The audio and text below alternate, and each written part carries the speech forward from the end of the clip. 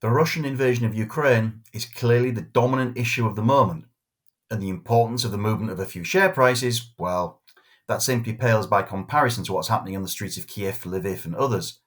Even if events could yet affect the finances of everybody here, if food and fuel prices rise, for example, and inflation remains elevated, interest rates could have to rise as a result. So again, events in Eastern Europe will continue to attract the attention of all the headline writers.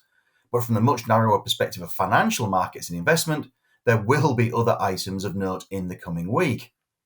On the macroeconomic front, besides commodity prices, investors might like to keep an eye on the latest batch of data from China that's due out on Friday the 11th of March.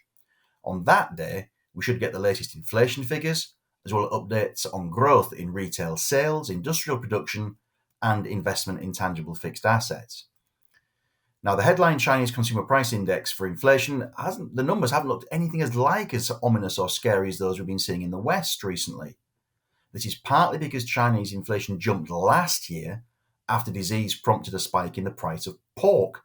And it's also partly because China's economy is still undergoing a bit of a painful adjustment. Growth's been slowing as the authorities crack down on conspicuous consumption, how tech firms use data, and what they view as profiteering in key areas such as education, healthcare, and housing. A wobble in the real estate business as key firms like Evergrande buckle under the weight of their borrowings is also having an effect, as is the pandemic, where China continues to take a very tough line in the event of any localized outbreaks. Now, China's responding to all of this by loosening monetary policy, and economists will be looking at these numbers to see if there are any signs of whether that's helping and the economy starting to bottom out and perhaps even gather momentum. In January, China's consumer price inflation rate eased to just 0.9% from 1.5% the month before. Factory gate or producer prices cooled a little as well, as they rose just 9.1% compared to a 10.3% advance in December, as the government moved to secure supply and try to rein in commodity prices. Even so, that producer price figure suggests there may be inflation coming down the pipe, especially in the form of Chinese exports. On the other numbers in December, the other trio, well, they still hinted at some degree of weakness.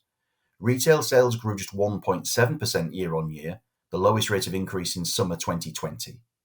Industrial production grew 4.3%, although that was at least the best figure since August. And tangible fixed asset investment growth slowed to 4.9% year on year. On the home front, the results season reporting rush, well, that's finally easing off a little, although we still have a busy week ahead of us, with 8 FTSE 100 members due to update shareholders and a longer list of mid and small caps set to do the same. Companies which may yet be worthy of further research include the following, although some of these dates, again, could be further to change. Clarkson on Monday the 7th of March, Ashted, M&G, Robert Walters, Direct Line, Greggs, Convatec and H&T on the 8th, Prudential, Legal & General, Ibstock, Biffa and STV on the 9th, DS Smith, Spirax Sarco Engineering, IP Group, Savills and Balfour Beatty on the 10th, before high-end house builder Barclay, Bodycut and Playtech round out the week on Friday the 11th of March. But the company that could just cause the biggest fuss in the week ahead is Fresnillo, not least because the silver price is up by around 6% over the past month, as some investors seek out so-called haven assets and a place to hide in the wake of that Russian invasion of Ukraine. However, silver's down by 9% over the past year to around $24.25 an ounce as I sit here. So just bear in mind, therefore, that means that last year's attempt by the Wall Street Bets crowd on Reddit doesn't really seem to have been a big success. Moreover, it also means that Fresnillo shares are down by around a fifth over the past year, partly because of silver price weakness, but also because the firm's issued some disappointing updates down to company-specific issues. It's missed on production targets on this stage a year ago, and in January, the Mexican firm downgraded output goals again for 2021 and also 2022. Fresnillo has 7 operating mines, 3 development projects, and 4 advanced exploration sites, all in Mexico, a country that's still been badly hit by COVID-19. New labour laws in Mexico have also been limiting the use of subcontracted labour to compound staff availability issues. And although the new ore processing plant at Juanipicio was commissioned on time in late 2021, the state power utility CFE said that the site couldn't be connected to the grid until later than expected. That site may now only go operational in May, a good few months later than planned. So anyway, the first headline number to watch at Fresnillo will be production.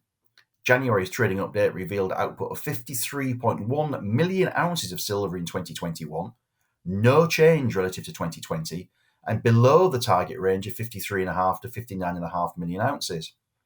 Gold output actually beat expectations at just over 751,000 ounces, but even that represented a 2% year-on-year decline.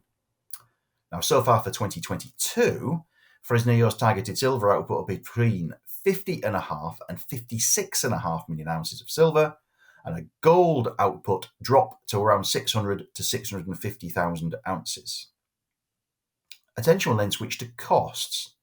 Higher labour and energy costs and movements in the Mexican peso against the dollar meant that cost of goods rose 17% year-on-year in the first half.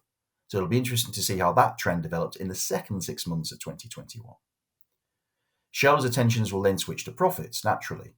Fresnillo's preferred metric here, as is the case at many miners, is earnings before interest, taxes, depreciation and amortization, or EBITDA.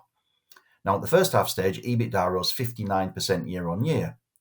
For the full year, however, the analyst consensus estimate is for EBITDA of $1.3 billion, up just 11% year-on-year. That implies a 15% drop in the second half from the second half a year ago, and analysts are so far looking for a 5% drop in EBITDA in 2022 overall to around $1.25 billion.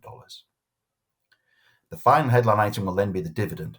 Fresnillo increased its interim payout to 9.9 US cents a share from 2.3 cents, and is expected to pay a total of 32 cents for 2021.